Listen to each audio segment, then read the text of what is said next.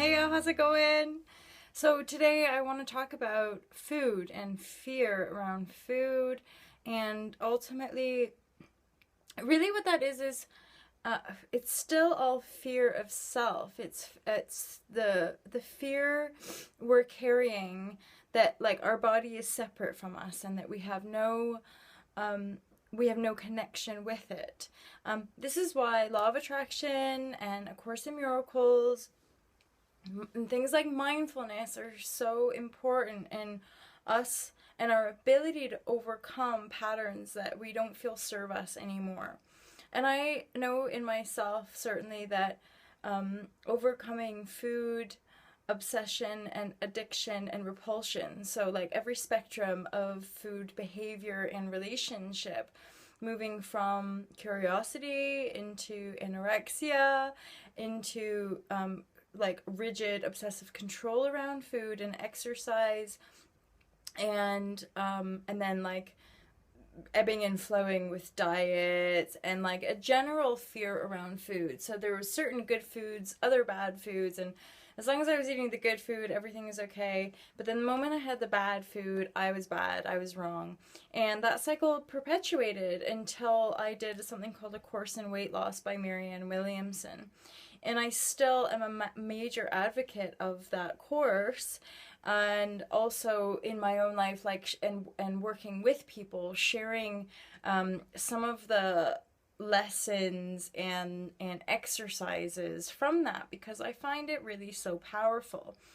And you know, if we're pretty happy in our life and in our body and it's all good, then you're all good and everything's fine. But if you're somebody who has like a conflict, you know, so you feel uncomfortable in food situations, you feel you hold conditions around how you feel about your body. So if your body is a certain size, you're happy. If it doesn't hit that size, then you're not happy. And it's all really fascinating to me, because the more I let go of the control around food and the more I just totally unconditionally accept myself completely as I am, the easier it is to eat quote unquote healthy. The easier it is for me just to be like, don't care, it's no big deal, I'll have what I want. But I'm also really enjoying cooking. And I'm finding myself naturally wanting to cook a meal every day or every few days, so that I know that I have something loved, nourishing for my body, and it feels good. And even as I say those words, there's like a part of my mind that's just like, oh my God, you've become one of those like happy, healthy people. Because I went through most of my 20s kind of like rejecting that, but then wanting it, but rejecting it.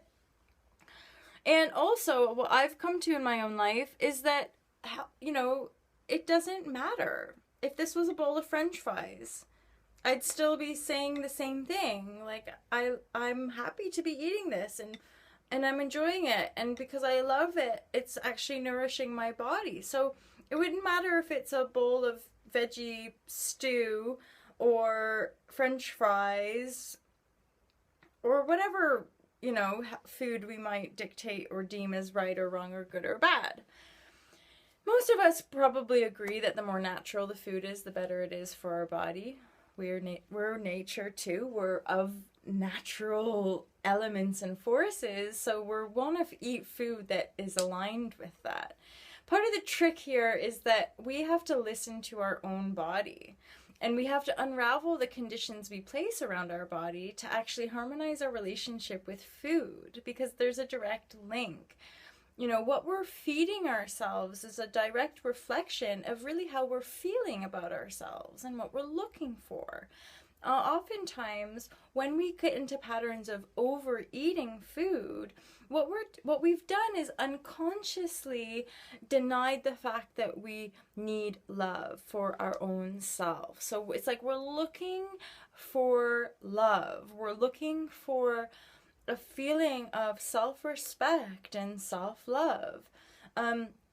For some people, in one moment, self-love could be acted out in having a piece of chocolate and truly enjoying the treat. Another act of self-love could be eating an apple or a salad instead of a hamburger or a chocolate bar. Okay, so it really doesn't matter what it looks like, but it's from within you. So you notice, am I acting out of love, or am I acting out of self-loathing? Am I acting out of self-disgust? And so if we notice that we're acting out of self-disgust, then that has our ability really is to like look at that and be like, okay, I'm not liking myself right now. Fine. I don't care. I'm going to have my chocolate. Okay, fine. Well, look at that. Look at that behavior. The more we're able to consciously just observe ourselves without judgment, so without reacting to our own reactions because we're doing the things that we don't want to be doing, pull it back in so that you can just observe yourself. And then notice, yeah, okay, it typically is on a Tuesday night after I see so-and-so, I want to come home and gorge. So if that's the reality for you, maybe take a different route. Maybe do something a little bit different that day so you don't bump into that person that makes you want to eat loads, okay? It's like the more as individuals, okay? The more as totally unique individuals we are, the more we take responsibility for our own uniqueness. And we also take responsibility for everything in our lives, including our own body. We become way more powerful. Not to say it's not necessarily a bit painful, because I know, and like still like 2.5 years later into the process, and I still have to rein it in sometimes. I might catch myself being mean to myself when I look in the mirror. I might catch myself like, oh no, I can't have that food. Like I might catch myself restricting my own levels of joy because I'm afraid. I'm afraid of being that happy. I'm afraid to be that free, right? So it means like I might want some chips and I'm just going to have those chips because that's what my body wants and that's what it will feel good to me in that moment. And I'm not guilty if I have it, and I'm not going to get fat if I have it. My body is what it is, and it's perfect, and it's a beautiful expression of my own divine essence. So when I come into that total acceptance of that, nothing I eat, nothing I do can create disharmony in my body. And if it does, even a tiny bit, my body knows exactly how to look after itself. So you want to start really like taking on board and really feeling those positive affirmations of like, I love myself and I love this body, and I'm so appreciative to this body for taking such good care of me, and I'm going to do my very best to love myself more, you know, and I'm going to keep loving myself more, and I'm going to continue to make that choice. This is something, is that this process is diligent, it's persistent, it requires a very profound inner commitment to heal. So that we don't go back to yo-yo dieting. We heal it completely. And once you're healed, you're healed.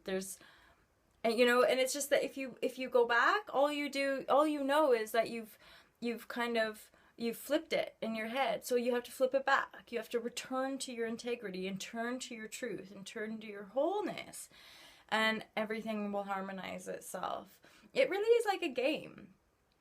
Or a battle. It's like a little battle in your own head of like, do you want to continue to hate yourself and continue on this crazy treadmill of self-loathing and power struggle? Or do you want to get off the treadmill, look at your own self, take responsibility for it, and figure out who you are, what you want, and become it?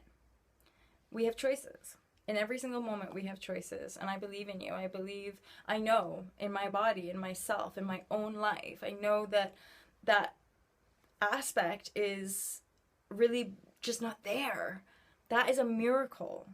And I know that miracle came from taking full responsibility that I've created it in mind so I can uncreate it and create something different, and I'm so much happier for it. So my blessings and my unconditional love to you on this journey of feeling good about yourself now, no matter what. And then the body's conditions or the body's shape perhaps will start to change the more you just really love it. Love it. And stop watching adverts and stuff that make you feel like there's some body type that we're all meant to have, because that's also just, that's not real.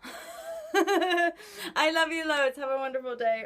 Peace, peace, peace. Namaste, everybody. Take care. All to love. All to love.